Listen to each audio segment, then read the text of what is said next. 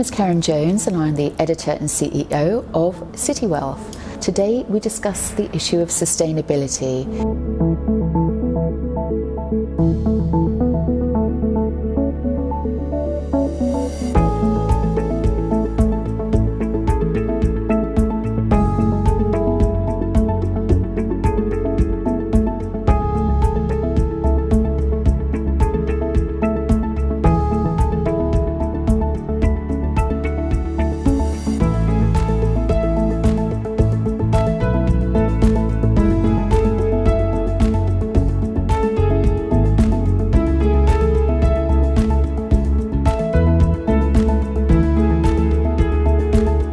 Finance have published a 2030 vision which started with a 2-year plan followed by a longer-term phased approach to becoming a leading global centre of sustainable finance. Tackling issues such as inequality and responsible use of natural capital with areas like renewable energy. Their vision will mean a high proportion of capital held in and flowing through the island in a form that upholds the highest ESG standards. There's increasing awareness that finance must play its part in tackling the long-term environmental, social and governance challenges the world faces. COVID-19 has brought into sharp relief the world's reliance on natural systems and accelerated the pace of change. It has also focused attention on corporate purpose and values and increased scrutiny on ESG credentials.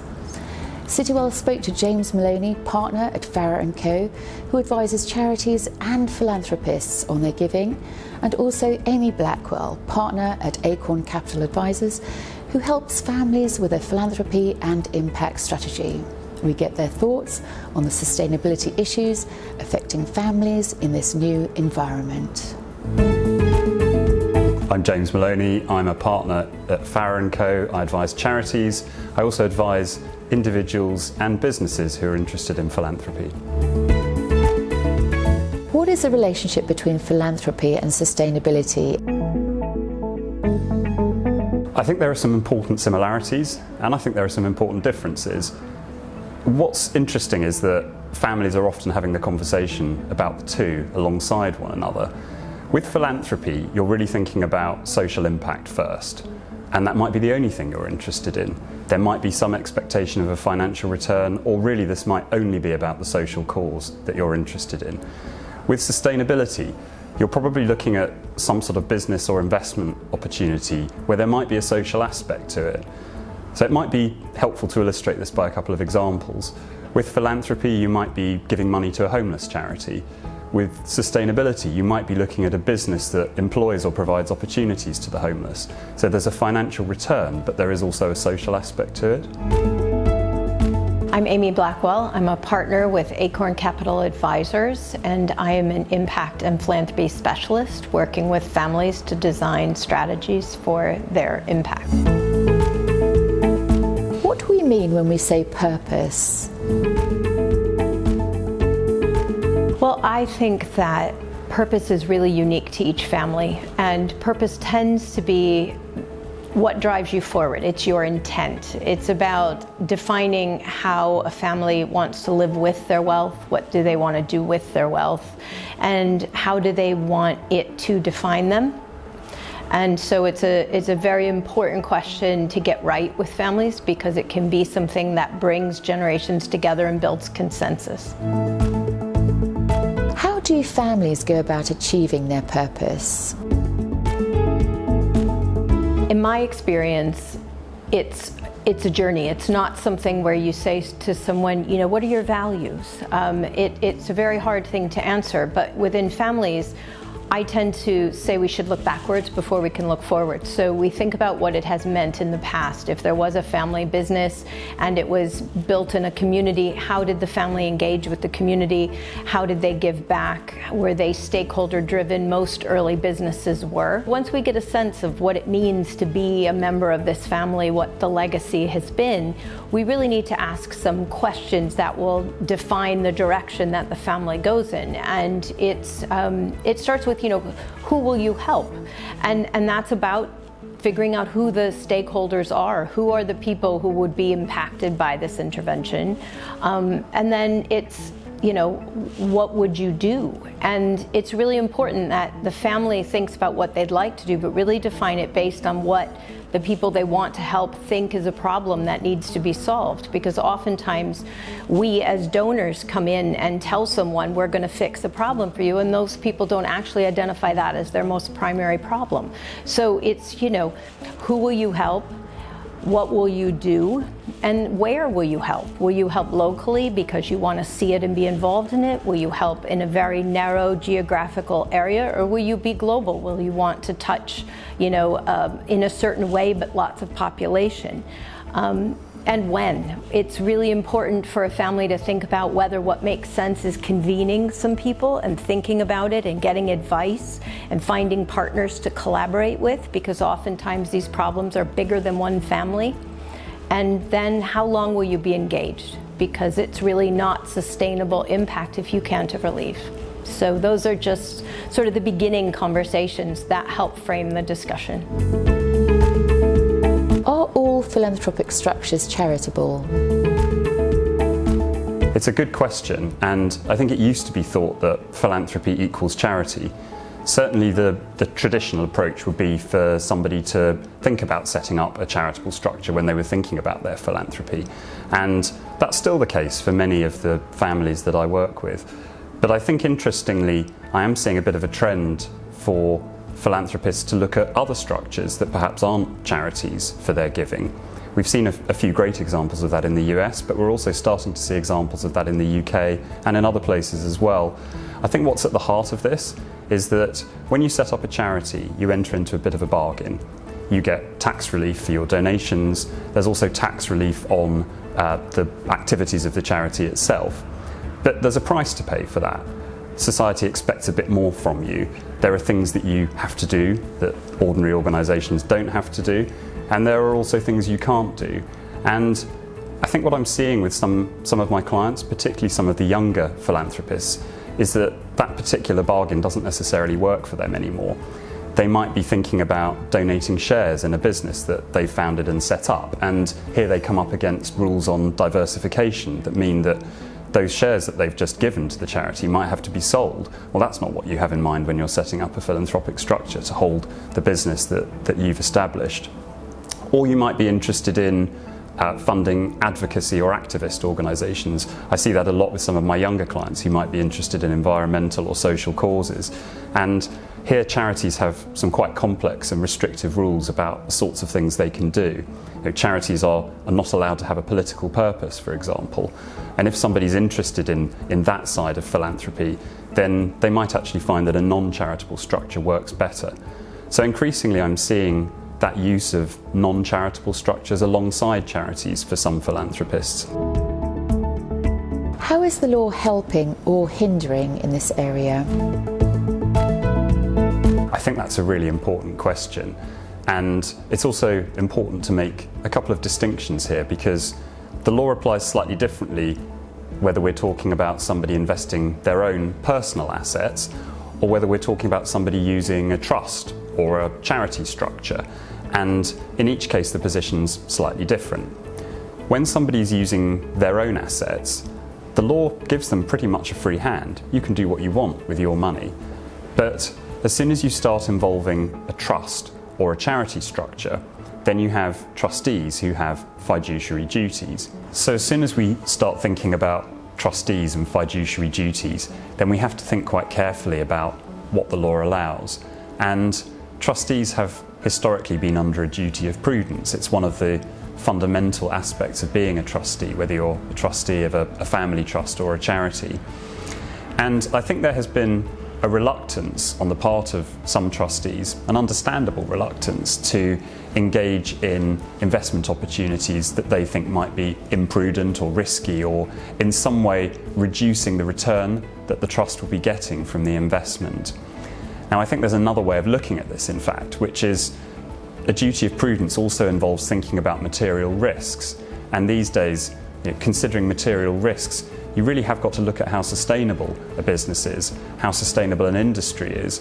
That for me is part of that duty of prudence. But I think it's fair to say that the law has not been very helpful in this area because it moves slowly, and There are concerted attempts to update it in some areas.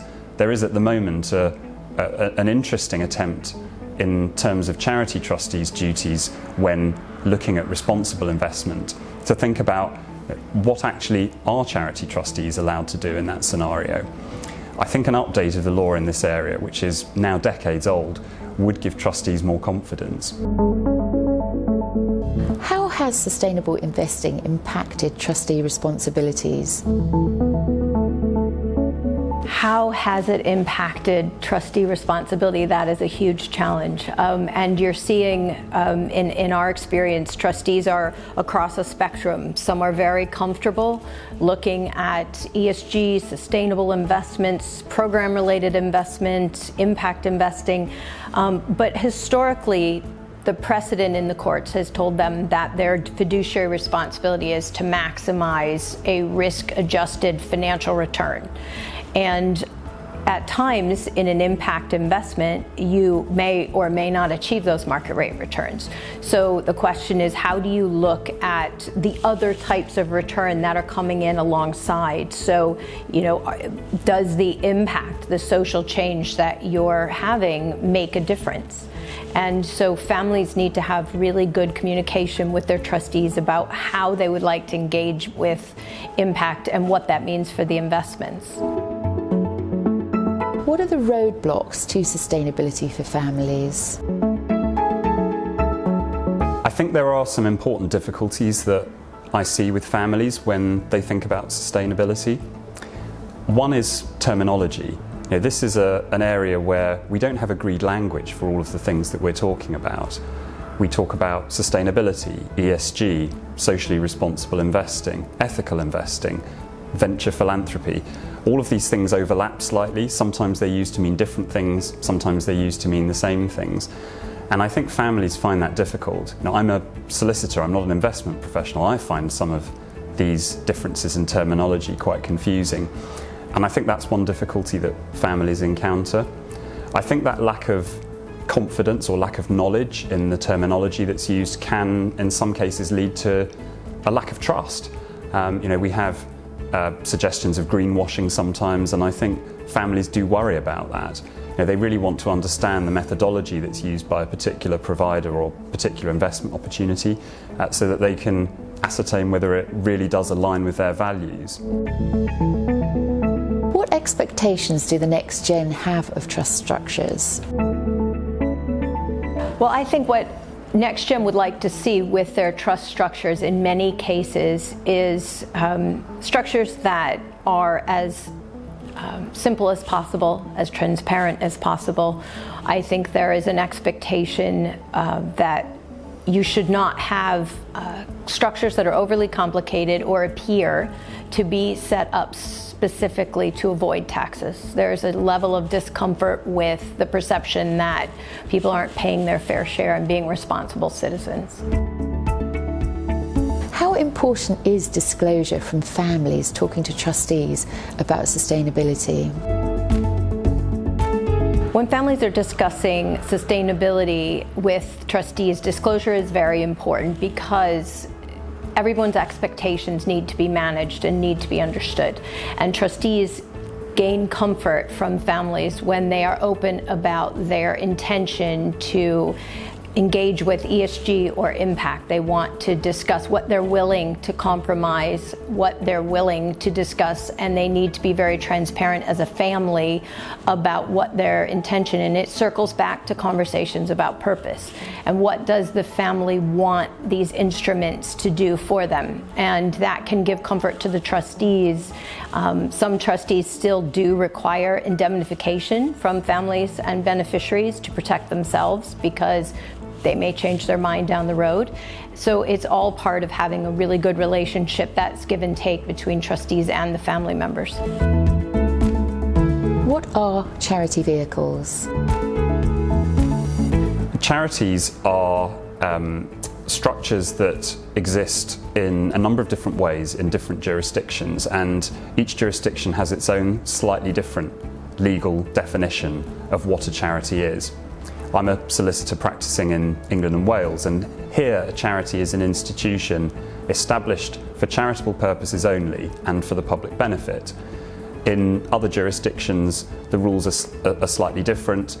In Jersey, for example, in the US, there'll be slightly different rules around what charitable purposes are and what does and doesn't count as far as public benefit is concerned. But those are usually the two things we're looking for: some sort of charitable goal and some sort of benefit to the wider public.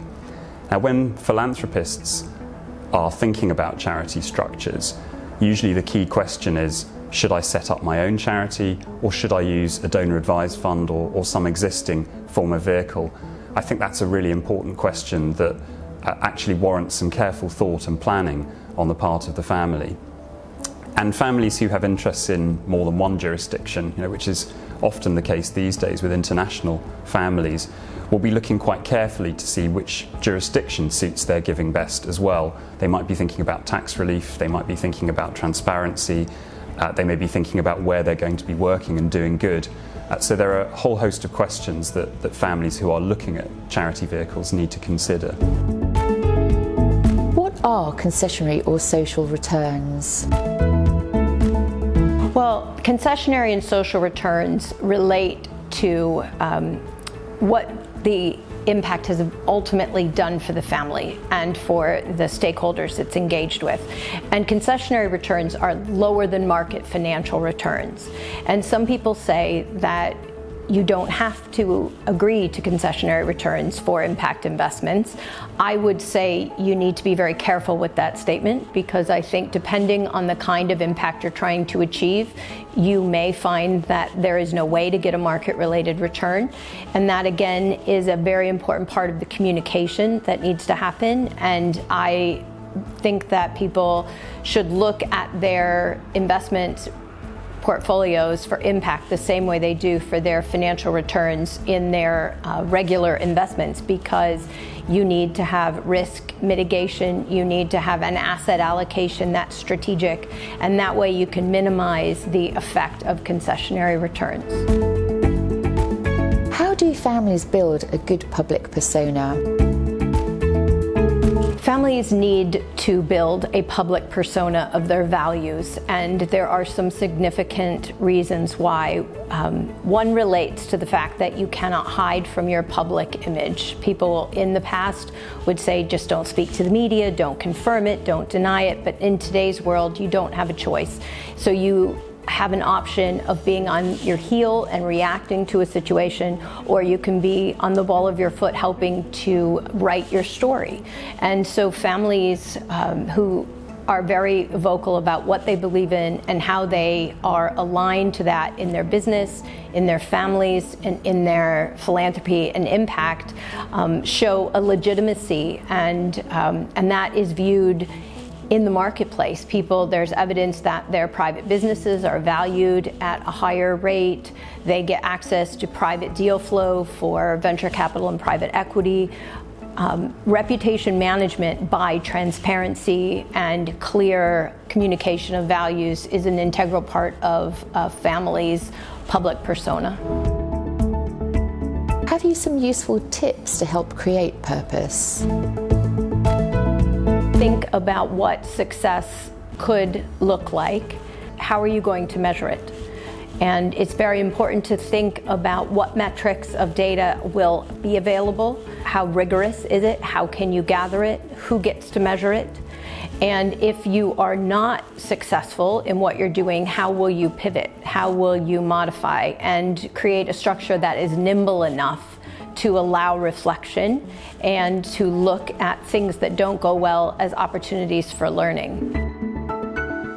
Thank you so much to James and Amy. If you enjoyed watching this video, please press the thumbs up and subscribe, and we'll let you know about future videos coming up. If you would like to find out more about Citywealth, you can subscribe to our Citywealth Weekly. Please go to our website, and you can find that at www.citywealthmag.com for more news about wealth management and private client.